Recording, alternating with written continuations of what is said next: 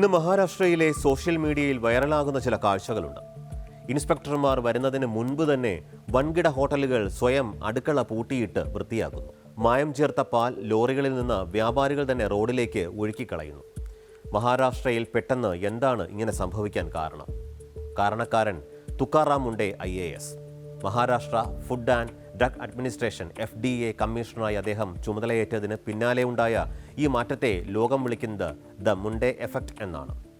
പണം എത്രയുണ്ടായാലും എത്ര വൻകിട ബ്രാൻഡായാലും നിയമം നടപ്പാക്കിയിരിക്കുമെന്ന് തെളിയിച്ച ഒരു IAS ഉദ്യോഗസ്ഥന്റെ കഥയാണിത്. ഇത് വെറുമൊരു റെയ്ഡ് വാർത്തയല്ല, ജനങ്ങളുടെ ജീവനെ ബാധിക്കുന്ന വിഷയമാണ്. എന്താണ് ഈ മുണ്ടെ എഫക്റ്റ്? കേരളത്തിന് ഇതിൽ നിന്ന് എന്തൊക്കെ പഠിക്കാനാകും? Let me explain. സാധാരണയായി നമ്മുടെ നാട്ടിൽ ചെറിയ പെട്ടിക്കടകളിലോ സാധാരണ ഹോട്ടലുകളിലോ ആണ് റെയ്ഡുകൾ നടക്കാറുള്ളത്. വൻകിട ക്ലബ്ബുകളെയോ സർക്കാർ സ്ഥാപനങ്ങളെയോ ആരും തൊടാറില്ല. എന്നാൽ മുണ്ടെ ആ പതിവ് അങ്ങ് തിരുത്തി. മുംബൈയിലെ 93 വർഷം പഴക്കമുള്ള രാഷ്ട്രീയക്കാരും വൻകിട വ്യവസായികളും പോകുന്ന ക്രിക്കറ്റ് ക്ലബ്ബ് ഓഫ് ഇന്ത്യ, ചരിത്രപ്രസിദ്ധമായ K. റുസ്തംസ് ഐസ്ക്രീം ഷോപ്പ്, ഗംഭീര പാരമ്പര്യം പറയുന്ന പാർസി ഡയറി, ഇവിടെയൊക്കെ ഫുഡ് സേഫ്റ്റി ടീം കയറി ഇറങ്ങി. കാലാവധി കഴിഞ്ഞ ഭക്ഷണവും കീടങ്ങളുടെ ശല്യവും കണ്ടതോടെ അവരുടെ ലൈസൻസ് വരെ റദ്ദാക്കി. ഒരു വൻകിട റെസ്റ്റോറന്റ് ഉടമ കോടതിയിൽ കേസ് കൊടുത്തു. ഞങ്ങളെപ്പോലെയുള്ള സ്വകാര്യ സ്ഥാപനങ്ങളിൽ മാത്രം റെയ്ഡ് നടത്തുന്ന FDAക്ക് സർക്കാർ ക്യാൻറ്റീനുകളിൽ കയറാൻ ധൈര്യമുണ്ടോ എന്ന്. കോടതിയും ചോദിച്ചു, നിയമം എല്ലാവർക്കും ഒരുപോലെ നടപ്പാക്കിക്കൂടെ? പിന്നെ മുണ്ടെ ഒട്ടും വൈകിച്ചില്ല. അദ്ദേഹത്തിൻ്റെ FDA ടീം നേരെ കയറിയത് ബോംബെ ഹൈക്കോടതി വളപ്പിലെ ക്യാൻറ്റീനിലേക്കാണ്.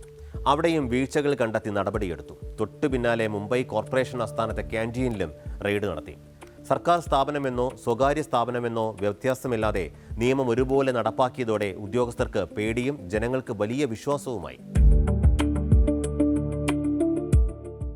ഹോട്ടലുകൾ മാത്രമല്ല, നമ്മുടെ കുഞ്ഞുങ്ങൾ കുടിക്കുന്ന പാലും കഴിക്കുന്ന പനീറും വരെ സുരക്ഷിതമാക്കാൻ സേഫ് ഫുഡ് സേഫ് മഹാരാഷ്ട്ര എന്ന ക്യാമ്പയിൻ അദ്ദേഹം തുടങ്ങി. സോപ്പ് പൊടിയും സസ്യ എണ്ണകളും കെമിക്കലുകളും ചേർത്ത് നിർമ്മിക്കുന്ന കൃത്രിമ പാൽ മാഫിയയെ പൂട്ടാൻ അദ്ദേഹം തന്ത്രം മാറ്റി. പരിശോധനാ ഫലം മിനിറ്റുകൾക്കകം നൽകുന്ന മൊബൈൽ ലാബുകൾ ഹൈവേകളിൽ സ്ഥാപിച്ചു. ഹൈവേ ചെക്ക് പോസ്റ്റുകളിലൂടെ സംസ്ഥാനത്തേക്ക് വരുന്ന എല്ലാ പാൽ വണ്ടികളും സർപ്രൈസ് പരിശോധനയ്ക്ക് വിധേയമാക്കി. FDA ചെക്ക് പോസ്റ്റ് മുന്നിലുണ്ടെന്നറിഞ്ഞതോടെ വ്യാജ പാൽ കൊണ്ടുവന്നവർ പിടിയിലാകുമെന്ന് പേടിച്ച് ലോറികളിൽ നിന്നുള്ള 10,000-കണക്കിന് ലിറ്റർ പാൽ റോഡിലേക്ക് ഒഴുക്കിക്കളഞ്ഞു.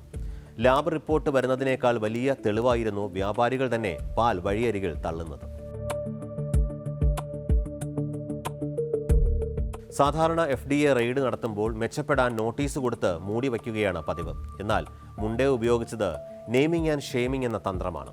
തെറ്റ് കണ്ടാൽ സ്ഥാപനത്തിൻ്റെ പേരും ലംഘനങ്ങളും പരസ്യപ്പെടുത്തും. ഹോട്ടൽ ഉടമകളുടെ സംഘടനകൾ ഇതിനെതിരെ കേസ് കൊടുത്തു, പത്രക്കുറിപ്പുകൾ ഇറക്കി. പക്ഷേ ജനങ്ങൾ മുണ്ടെയ്ക്കൊപ്പം നിന്നു. ഈ പേര് പറയാൻ തുടങ്ങിയതോടെയാണ് വൻകിടക്കാർ വീണാൽ ഞങ്ങളുടെ കഥയും കഴിയുമെന്ന് മനസ്സിലാക്കി ചെറിയ ഹോട്ടലുകൾ പോലും FDA വരും മുൻപേ സ്വയം പൂട്ടിട്ട് ക്ലീൻ ചെയ്യാൻ തുടങ്ങിയത്. ഒരു എൻഫോഴ്സ്മെന്റ് ഉദ്യോഗസ്ഥൻ ഉണ്ടാക്കേണ്ട ഏറ്റവും വലിയ മാറ്റം ഇതാണ്. ശിക്ഷിക്കപ്പെടുമെന്ന ഭയം ഉണ്ടാക്കുക. ഇനി ചിന്തിക്കുക, ഈ മുണ്ടെ മോഡൽ കേരളത്തിൽ നടപ്പിലാക്കിയാൽ എന്താണ് സംഭവിക്കുക? കേരളത്തിൽ നമ്മൾ നിരന്തരം കേൾക്കുന്നതാണ് ഷവർമ കഴിച്ചുള്ള മരണങ്ങൾ, കെമിക്കൽ കലർന്ന മീൻ, മായം ചേർത്ത വെളിച്ചെണ്ണ, എക്സ്പയറി ഡേറ്റ് മാറ്റിയ ഭക്ഷണങ്ങൾ. കേരളത്തിലും ഇതേ സമീപനം വേണം. രഹസ്യ നോട്ടീസുകൾ നിർത്തണം. നിയമലംഘനം നടത്തുന്ന സ്ഥാപനങ്ങളുടെ പേര് ഫോട്ടോ സഹിതം ജനങ്ങൾക്ക് മുന്നിൽ പരസ്യപ്പെടുത്തുക. മുംബൈയിൽ സർപ്രൈസ് പരിശോധന വേണം. അതിർത്തികളിലും വിപണികളിലും എപ്പോഴും സജീവമായ മൊബൈൽ ലാബുകൾ പ്രവർത്തിപ്പിക്കുക. VIP വ്യത്യാസമില്ലാതെ പൂട്ടിടുക. വൻകിട റിസോർട്ടോ ഹോട്ടലോ സാധാരണ തട്ടുകടയോ എന്ന വ്യത്യാസമില്ലാതെ ജനങ്ങളുടെ ആരോഗ്യം വെച്ച് കളിച്ചാൽ അപ്പോൾ തന്നെ ലൈസൻസ് റദ്ദാക്കുക.